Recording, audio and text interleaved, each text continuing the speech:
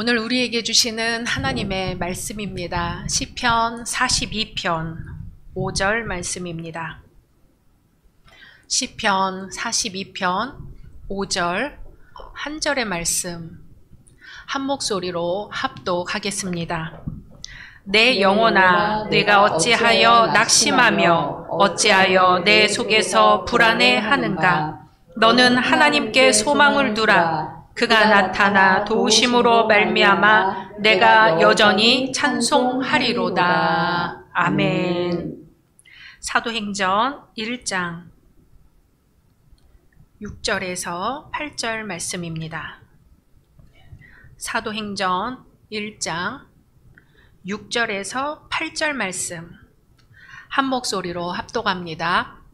그들이 모였을 때에 예수께 여쭈어 이르되 주께서 이스라엘 나라를 회복하심이 이때니까 하니 이르시되 때와 시기는 아버지께서 자기의 권한에 두셨으니 너희가 알 바 아니요 오직 성령이 너희에게 임하시면 너희가 권능을 받고 예루살렘과 온 유대와 사마리아와 땅끝까지 이르러 내 증인이 되리라 하시니라. 아멘. 요한복음 8장 32절 말씀입니다. 요한복음 8장 32절 말씀 한 목소리로 합독합니다. 진리를 알지니 진리가 너희를 자유롭게 하리라. 아멘. 오늘 함께 예배드리시는 모든 성도님들, 또 온라인상의 모든 성도님들 주님의 이름으로 환영하고 축복합니다. 올해 받으신 약속의 말씀 함께 암송하겠습니다. 잠언 31장 31절 그 손의 열매가 그에게로 돌아갈 것이요 그 행한 일로 말미암아 성문에서 칭찬을 받으리라. 말씀대로 이루어 주실 줄로 믿습니다. 벌써 2월의 마지막 주죠. 한 해의 12달 중에 2달이 지나가는 순간입니다. 올해는 3.1 독립만세를 부른 지 105주년이 되는 해입니다. 한국 민족 역사에 세계사에 자랑스러운 한 사건이 있으니 바로 3.1 독립 만세 운동입니다. 비폭력 무저항 운동이었습니다. 일본은 총칼로 이 백성들을 억압했지만 우리는 끝까지 맨주먹으로 무저항으로 이 민족의 자유와 독립을 세계에 외쳤습니다. 누가 시켜서 한 것도 아니지요. 민족을 사랑하는 마음에서 우러나와 조국의 독립을 외쳤습니다. 모두 다 생명을 걸고 자유를 외쳤습니다. 독립을 국어사전에 찾아보니 다른 것에 예속하거나 의존하지 아니하는 상태로 됨이라고 되어 있어요. 홀로 독자의 설립자 하면 홀로 서 있는 상태가 독립이죠. 나는 독립하였는가? 우리 가정은 독립하였는가? 우리나라는 독립하였는가? 라고 물으면 오늘 우리는 떳떳하고 자랑스럽게 독립하였다고 말할 수 있을까요? 아직 남북이 분열되어 있으니 우리는 민족 앞에 부끄러운 사람이요. 누군가 우리나라 지도의 동해를 일본해라고 여전히 표기하고 있고 독도를 분쟁지역이라고 표기하고 있으며 언젠가부터 우리나라에서 아무 문제 없이 기미가요가 울려 퍼지고 있으니 우리는 선조들 앞에 떳떳하게 독립되었다 말하기가 어렵습니다. 105년 전 우리 선조들이 아직 예속되어 있으나 이미 독립을 이룬 듯 대한 독립 만세를 외쳤던 것처럼 우리도 오늘날 다시 한번 대한 독립 만세를 외쳐야 할 이유가 충분하다 할 것입니다. 역사에 만약이란 없지만은요, 드라마는 가능합니다. 만약에 독일 나치가 미국보다 먼저 원자폭탄을 개발해 미국을 굴복시켰다면 어떻게 됐을까요? 만약 태평양 전쟁에서 일본이 승리해서 독일과 일본이 전 세계를 통치했다면 어떻게 됐을까요? 한 드라마의 내용이 그렇습니다. 미국을 독일과 일본이 반반씩 통치하고 있습니다. 미국 동부는 대나치 제국, 서부는 대일본, 태평양주로 불립니다. 중부는 중립지역입니다. 해방 후 우리나라와 마찬가지로 미국은 외세의 지배를 받는 분단국가가 되었습니다. 뉴욕에는 나치와 싸우며 독립을 꿈꾸는 저항군이 있습니다. 미국인들에게는 새로운 설정이겠지만 우리에게는 실제 역사지요. 제국주의 침략, 독립을 위한 민중의 거센 저항, 밀정과 암살 등 우리에게 있었던 이 모든 것들을 상상으로 만든 드라마입니다. 여기서 저항 세력이 목숨 걸고 지키는 것은 한 영화 필름입니다. 미국이 전쟁에서 자랑스럽게 싸웠다는 내용의 다큐멘터리입니다. 이 영화를 소유하는 것 자체가 불온죄이며 반역죄이며 발견 즉시 처형됩니다. 마치 우리 독립운동사에서 태극기를 지키려고 얼마나 많은 애국지사들이 목숨을 잃었는지 떠올리면 이해되는 장면이지요. 드라마에서 독립군을 힘들게 하는 것은 탄압보다 주변의 비웃음입니다. 너 하나 목숨 건다고 나치가 망할 것 같으냐? 일본이 나쁜 게 아니라 미국이 타락해서 나라가 망한 거야.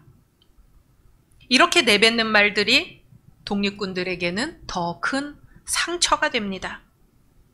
꼭 친일파가 항일 애국지사들에게 했던 말들과 똑같습니다. 이 드라마를 보는 미국인들은 어떨지 모르겠지만 식민지 경험이 있는 나라들은 보는 마음이 사뭇 다를 것 같습니다. 저는 안 봐서 얼마나 재밌는지는 모르겠지만 이 설정이 너무나 우리나라를 보고 이런 드라마를 만들었을까 싶을 정도로 그렇더라고요. 돌아가신 이중표 목사님의 설교집을 보니까요. 기독교에는 국경이 없으나 그리스도인에게는 조국이 있다는 말이 나오더라고요. 그러므로 민족을 사랑하는 영원한 애국자가 되어야 한다 그럽니다. 그래서 저도 오늘 설교 제목을 영원한 애국자라고 해봤습니다. 그렇다면 왜 영원한 애국자일까요? 물론 우리가 대한민국 사람이니까 대한독립 만세를 외치는 이유가 충분할 것입니다. 그런데 기독교인으로서도 독립 만세를 부르는 이유가 충분하니 그건 바로 예수님이 애국자셨다는 거죠. 인류 역사 이래 참 애국자가 있다면 그분은 바로 예수님입니다. 예수님은 두 가지 면에서 애국자셨습니다. 하나님 나라를 사랑한 애국자였고 조국 이스라엘을 사랑한 애국자였습니다. 세상을 창조하신 하나님과 동일 본체이신 예수님은 전 세계를 사랑하는 애국자이면서 자신이 태어난 나라 이스라엘을 사랑하는 애국의 마음이 있던 분이었습니다. 당시 이스라엘 민족은 로마 식민지 백성으로 망국의 한을 품고 살아가고 있었습니다. 곳곳에서 독립을 하려는 이들의 무력 봉기가 잇따랐습니다. 정치, 경제, 문화 모든 것을 다 착취당하고 약탈당하고 작은 나라의 온갖 서러움을 안고 살아갔습니다. 예수님이 어느 날 나타나신 거예요.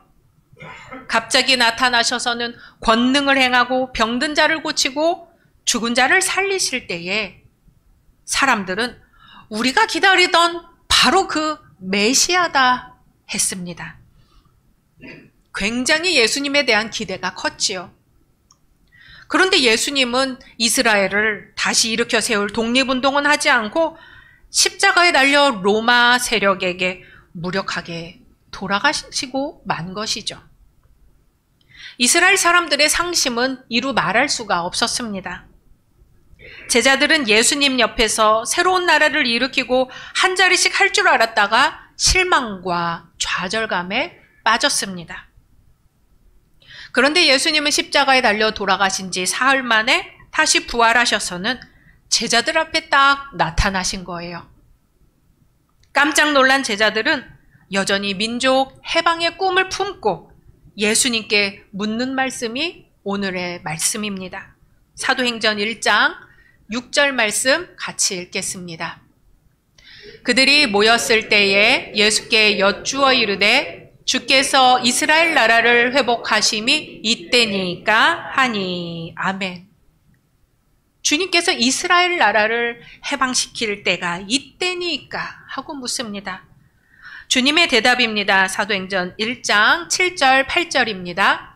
이르시되 때와 시기는 아버지께서 자기의 권한에 두셨으니 너희가 알 바 아니요 오직 성령이 너희에게 임하시면 너희가 권능을 받고 예루살렘과 온 유대와 사마리아와 땅끝까지 이르러 내 증인이 되리라 하시니라. 아멘.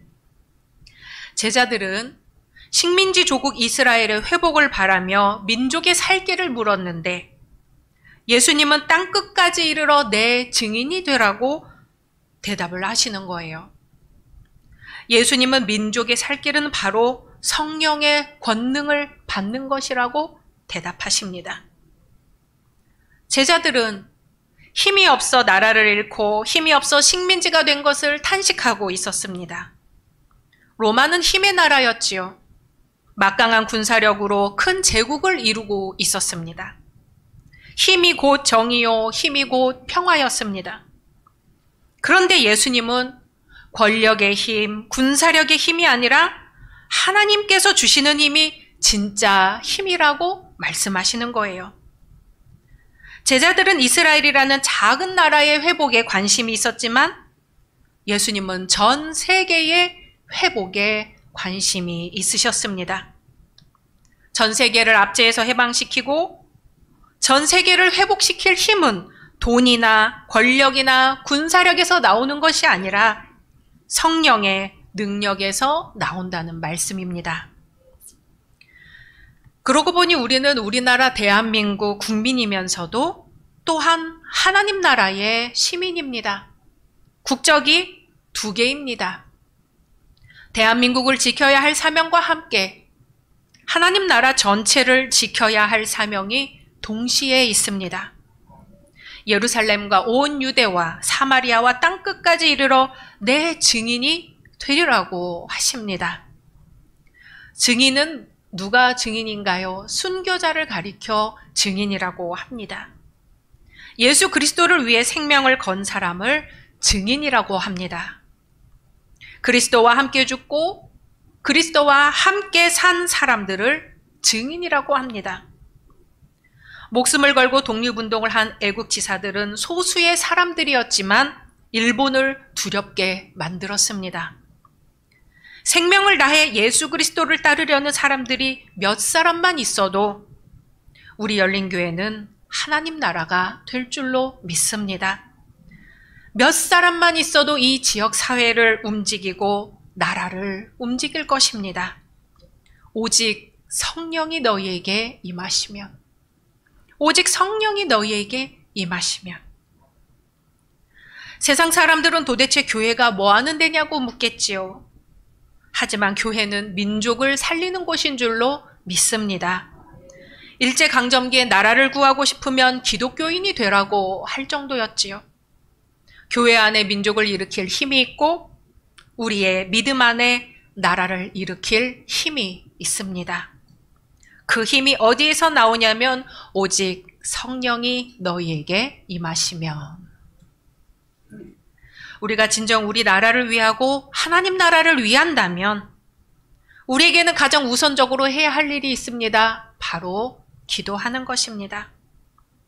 그저 집안에서 밥 먹기 전에 잠깐 기도하는 것으로 되지 않습니다. 그저 자기 전에 잠깐 기도하는 것으로 되지 않습니다. 오직 성령이 너희에게 임하시면 성령 충만해질 때까지 기도해야 합니다. 이곳 성전이 기도의 불길로 활활 타올라야 합니다. 기도 외에 이런 유가 나올 수 없다고 주님은 말씀하셨습니다. 기도하면 가정이 살고, 기도하면 교회가 삽니다.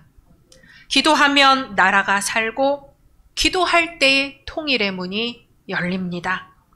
기도하는 자의 자식은 망하지 않고, 기도하는 민족은 절대 망하지 않습니다. 예수님은 감람산에서 내려오시면서 예루살렘 성을 보고 우셨습니다. 망해가는 조국을 보며 우셨습니다. 그때 성전에 가서 하신 일이 뭔가요? 성전에서 장사치들과 환전상들을 내어 쫓으셨습니다. 그리고 말씀하셨습니다. 내 집은 기도하는 집이 되리라 하였거늘 너희는 강도의 소굴을 만들었도다 하십니다.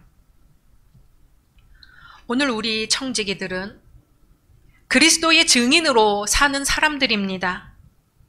우리 자신이 곧 성전이요, 우리 안에 성령을 모시고 사는 사람들입니다. 나는 없어지고 예수의 마음으로 사는 사람들입니다. 예수의 마음으로 생각하고, 예수의 마음으로 판단하고, 예수의 마음으로 실천하는 사람들입니다. 그런데 어느새 우리의 마음이 장사치들로 가득 차 있고 예수님을 모실 자리가 없어졌습니다. 그러다 보니 우리는 때때로 낙심하고 때때로 불안합니다. 절망하고 포기하고 살게 됩니다.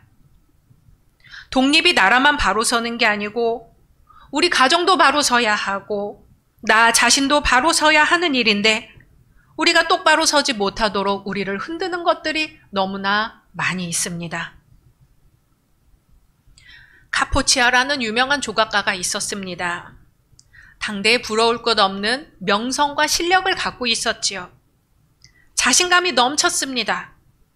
존경과 선망의 대상이었고 작품은 매번 칭찬을 받았습니다. 그러던 어느 날 불행이 찾아왔어요. 조각하려고 돌을 구하러 채석장에 갔다가 실수로 그만 큰 돌에 깔려 오른손이 깔아 뭉개지고 만 것입니다. 조각가로서 오른손은 무엇과도 바꿀 수 없는 소중한 것이었지요. 카포치아가 받았을 충격은 상상을 넘어서는 것이었습니다. 치료는 불가능했습니다. 좌절했고 다시는 일할 수 없을 것 같았습니다.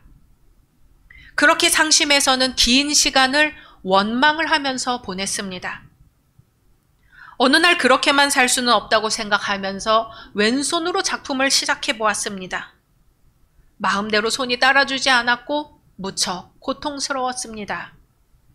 또 원망하고 또 좌절했습니다. 그렇지만 불굴의 의지로 다시 노력에 노력을 더하면서 작품을 만들어가기 시작했습니다. 아주 오랜 세월에 걸쳐 만든 작품을 마을 한가운데에 세워두며 제목을 붙였습니다. 제목은 그럼에도 불구하고. 카포치아는 사고 이전보다 더욱 좋은 작품을 만들게 되었고 이전보다 더 인정받고 더 감동을 주는 사람이 되었습니다. 오늘 시편 42편 5절의 말씀입니다. 같이 읽습니다. 내 영혼아, 내가 어찌하여 낙심하며 어찌하여 내 속에서 불안해하는가? 너는 하나님께 소망을 두라. 그가 나타나 도우심으로 말미암아 내가 여전히 찬송하리로다. 아멘. 다윗은 절망 중에 하나님께 돌아갔습니다. 아직 절망 중에 있을 때 소망을 보았고 아직 낙심할 때에 아직 불안할 때에 하나님께 소망을 두었습니다. 그리고 찬송했습니다. 그리고 감사했습니다. 때때로 하나님의 침묵이 너무나 길어 우리를 답답하게 합니다. 그러나 하나님의 침묵은 우리가 절망할 때가 아니라 십자가 넘어 부활을 바라보고 스스로 일어나라고 하시는 시간입니다. 105년 전 서울과 전국 교회 예배에서 독립선언서가 낭독되었습니다. 그 당시는 일제경시청의 감시를 받고 있었지요. 감시가 삼엄했던 곳은 선언서를 일부분만 낭독했을 것이며 그렇지 않았던 곳은 다 읽었을 것입니다. 교회 예배 시간에 낭독된 독립선언서는 비록 일반적인 표현이었지만 교인들은 신앙의 마음으로 독립선언에 아멘으로 동참했습니다. 절망 중에 소망을 외쳤습니다. 오늘 나는 독립하였는가? 오늘 우리 가정은 독립하였는가? 오늘 우리나라는 독립하였는가? 하나님 앞에 나는 그 무엇에도 예속되어 있지 않고 홀로 서 있는가? 독립선언서의 내용은 큰 줄기로 첫 번째, 우리는 자유와 평등을 원합니다. 두 번째, 우리 민족은 자주 독립을 원합니다. 세 번째, 우리는 사람답게 살고 싶습니다. 마지막으로 우리는 조선의 독립과 자유와 평등을 원하는데 그 목적은 다른 국가와 민족들 그리고 전 세계 흩어진 사람들과 함께 자유와 평화를 누리기 위해서라고 했습니다. 절망 중에 소망을 보았던 3.1 운동의 역사 위에 우리는 서 있습니다. 예수님께서 성령을 통해 주시는 힘으로 우리와 우리 민족과 전 세계에 억압받는 이들을 자유롭게 해 주시기를 소망합니다. 주님의 말씀입니다. 진리를 알지니 진리가 너희를 자유롭게 하리라. 아멘. 함께 침묵으로 기도하겠습니다.